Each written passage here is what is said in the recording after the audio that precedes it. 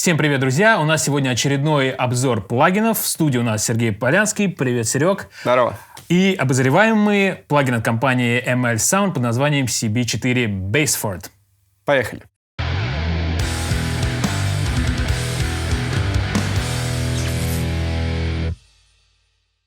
Итак, CB4 Baseford. Кто это, что это, Серег? Расскажи нам. Конечно. Хотел сначала только рассказать немножко про контору ML Sound Lab.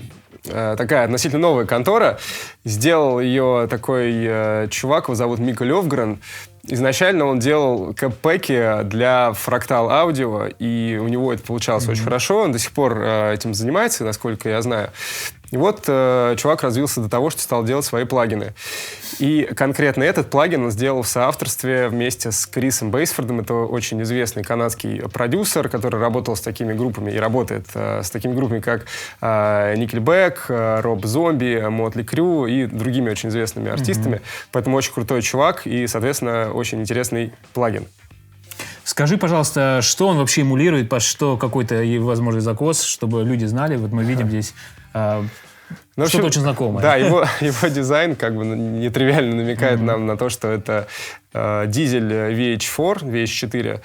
Это эмуляция конкретной головы Криса Бейсфорда, который стоит у него дома в студии.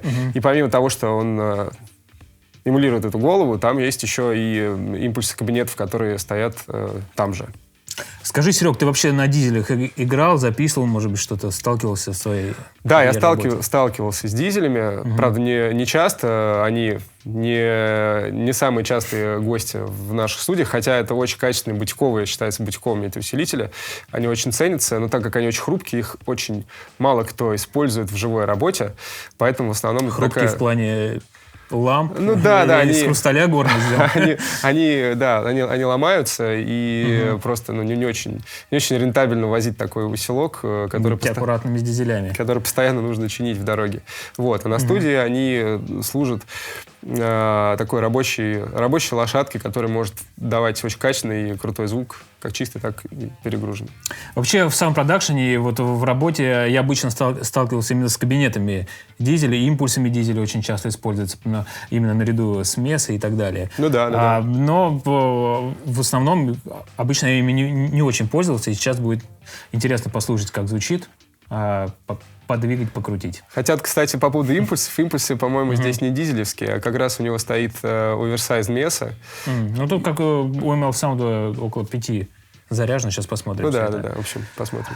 Итак, давайте посмотрим, что мы имеем. Усилитель у нас 4-канальный. Это чистый канал, кранчевый канал, гейновый и прям уже супер-ультра-хай-гейновый канал. Каждый канал у нас имеет 3-полосный эквалайзер, бас, middle, treble, volume и gain. Первые 2 канала имеют переключатель Bright. Так, ну что, есть секция усиления отдельно, input, output, presence, deep. Можно и поярче сделать, поглубже, пообъемнее. Естественно, мы имеем секцию кабинетов, которую мы обязательно послушаем. Естественно, мы имеем секцию педалборда из 6 педалей состоящую, который включается отдельно кнопочкой FX. Серег, ты, кстати, говорил про какую-то технологию звук, разработанную ML Sound. Да, это то, что меня с самого начала заинтересовало. Когда появился этот плагин, я посмотрел парочку презентаций, и вот отдельным пунктиком они прям выделяли то, что при их создании используется какая-то интересная технология, которую они назвали Ворна.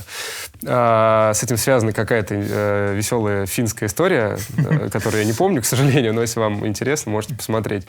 Вот, так эта технология позволяет этой голове, этому плагину звучать очень приближенно к реальной голове, к реальному усилителю. И, насколько я знаю, во всех своих новых плагинах они используют именно эту технологию, и поэтому все звучит очень реалистично. Сейчас каждая компания, разрабатывающая плагины, конечно, внедряет свои технологии. Каждый звучат по-разному, естественно. Но мы сегодня узнаем, как звучит конкретно это. Ну что, я предлагаю послушать. И начнем мы, наверное, с чистого канала по традиции. Давай.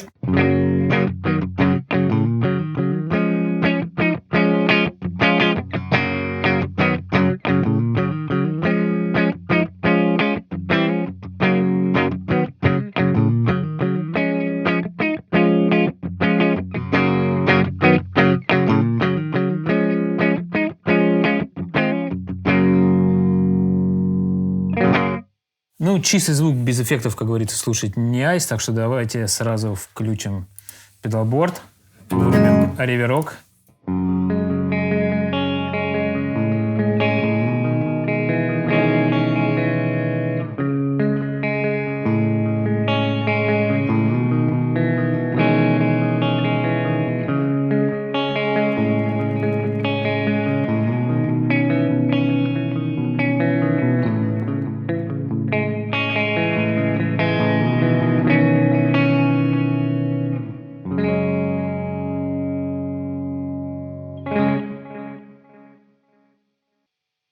Так, как тебе звук? Ничего интересного. Звук сам очень похож на усилитель, настоящий усилитель. А как ты считаешь, вообще в дизелях чистый звук, как вообще? Считается клевым или не? Да, нет, вообще конкретно этот усилитель считается прям такой реально рабочей лошадкой. То есть ты покупаешь, он стоит достаточно много денег, ты покупаешь усилок, ставишь его на студию, и, в принципе, можешь юзать только его. У меня просто ассоциации, конечно, более с гейновым перегруженным звуком. Ну, может быть, да. Не знаю. Нет, так у него все чисто каналы... слышно, что есть, это не 5150, где вы не добьетесь, здесь прям слышно. Ну, да. Все каналы прилично, хорошо звучат. Давай теперь послушаем второй канал, он у нас кранчевый, да?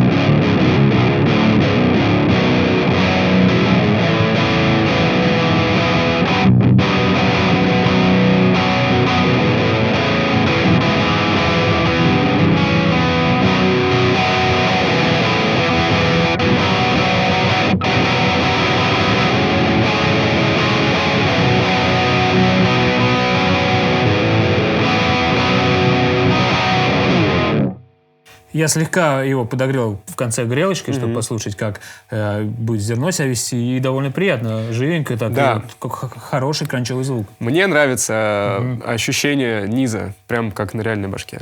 Плюс еще здесь есть регулятор Deep, который еще больше может дать объема.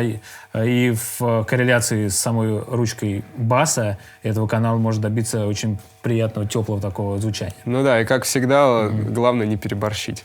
Ну это да, это вообще главное правило. И, кстати, здесь ручки довольно отзывчивые. Это не тот усилитель из серии, когда ты крутишь, и там что-то где-то меняется. Здесь прям вот я кручу Presence, и прям Presence улетает в космос. Так, давай перейдем теперь к третьему каналу. Это у нас High Gain, да, будет? Ну да.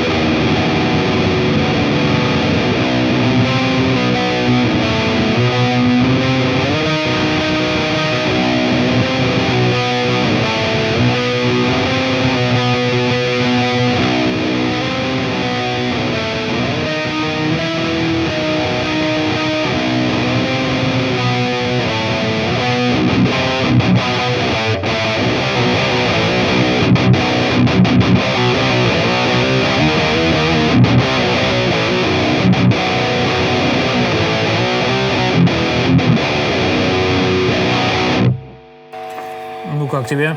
Прикольно. Есть у нас, кстати, Noise Gate в педалборде, который офигенно отрабатывает. Я давно заметил его в ML Sound. Он как в Plex мы снимали обзор, тоже круто себя ведет, так и здесь. Поэтому убираем шум моря. Раз. Кайф. Серег, давай теперь послушаем уже 4-й канал.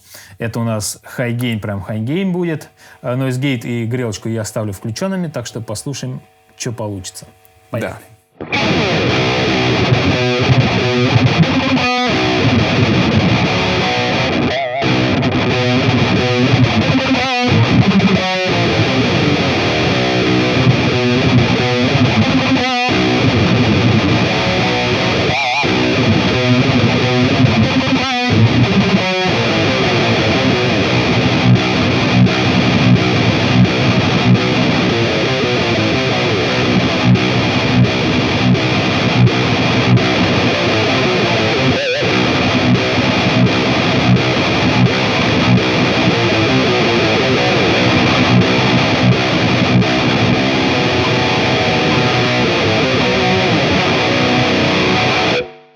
как, плотненько. Да, плотничок такой хороший. Убери звук, пожалуйста.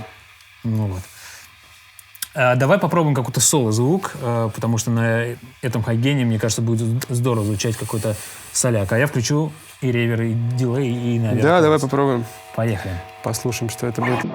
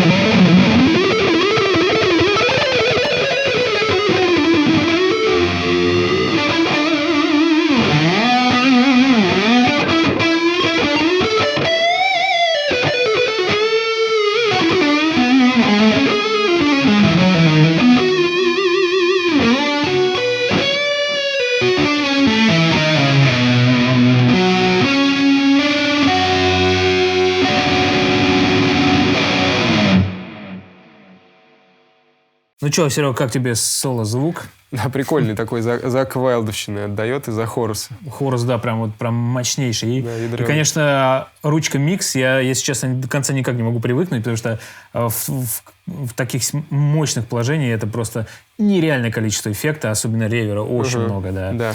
Ну что, давай отключим это все, мы уже отключили, и перейдем к прослушиванию кабов. Послушаем, как здесь все отзывчиво, как вообще Да, все звучит. смотри, здесь, если вот нажать на кнопочку спикер, да, можно посмотреть, что здесь вообще используется, какие импульсы. Помимо того, что здесь есть два импульса Криса Бейсфорда, это V30 классический, H75, есть еще два импульса от компании ML Sound, это Mega Green, это, соответственно... Всем знакомое Меса, да. Да, Меса...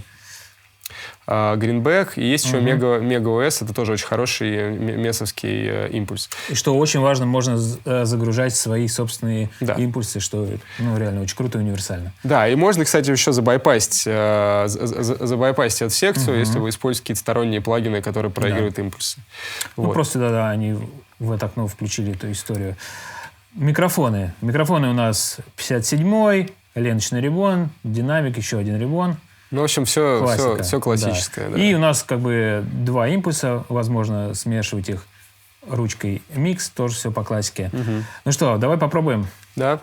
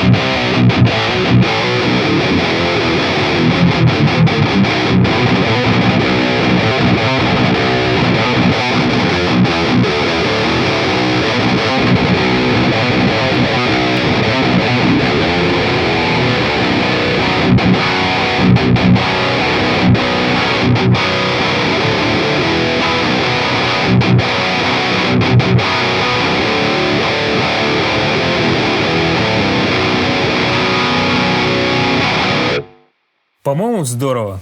Да, очень универсальная штука. Вот главное, что сбалансированные подобранные импульсы, микрофоны отрабатывают, изменения все сразу на слух, без каких-то щелчков все это происходит, и все здорово. Очень плавно и приятно балансить и слушать. Ну а теперь, друзья, пришло время пресетов. Здесь на каждый канал свое количество пресетов. Кто там делал вообще пресеты? Ну, пресет делал непосредственно Крис Бейсфорд и его ассистент Эндрю. Вдвоем сели так в чайком. Ну, я так понял, что да, сначала Крис делал свои пресеты, потом сказал: чувак, сделай мне пресетов еще пачку, и он ему помог, сделал свои пресеты. Ну, ты сказал, что пресеты клевые, так что я надеюсь, это так. Да, у тебя будут проблемы. Да, не очень. Надеюсь, что проблем у меня не будет. Да. Вот, пресеты мне понравились. Ну что, давай тогда. Первый канал у нас включен. Да. Поехали. Крис, Ambient Clean.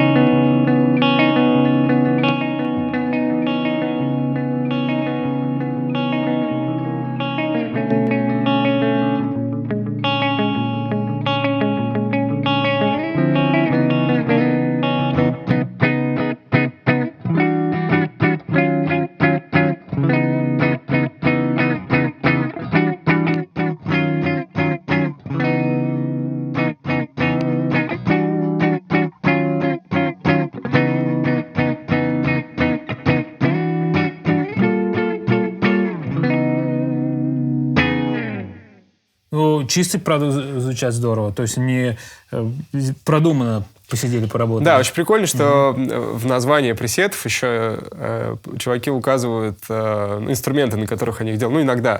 То есть там есть конкретный там T-стайл, то есть это сразу можно понять, что это пресет под телек сделан. Или бакер-стайл, то есть для гитар с хамбакером. Очень удобно. Давай перейдем ко второму каналу, послушаем, что у нас здесь есть.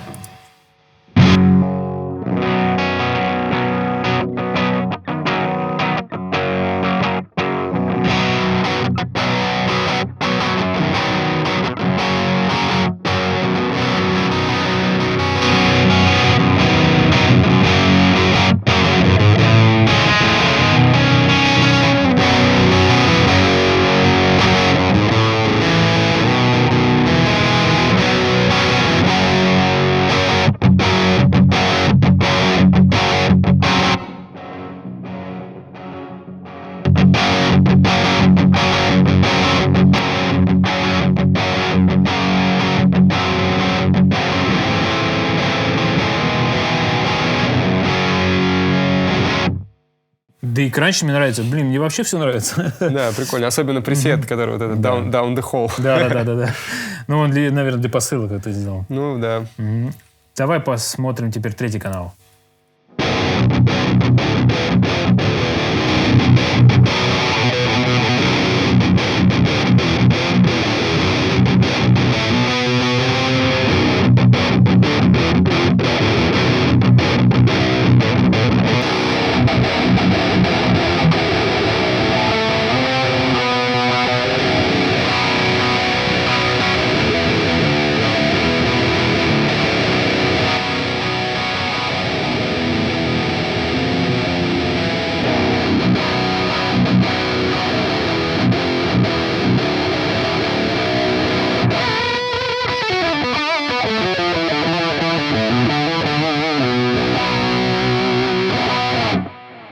Ну, мне в этом усилителе, на самом деле, больше нравится четвертый. Если брать гейн, то такой уже экстрим перегруз. Ну, хотя здесь тоже свои пресеты, свой звук. Что мне нравится, то, что эти пресеты делали чуваки, которые непосредственно работают с топовыми группами. То есть это настоящие продюсеры, это которые делают, в общем, уже проверенный звук. Согласен. Давай, четвертый канал.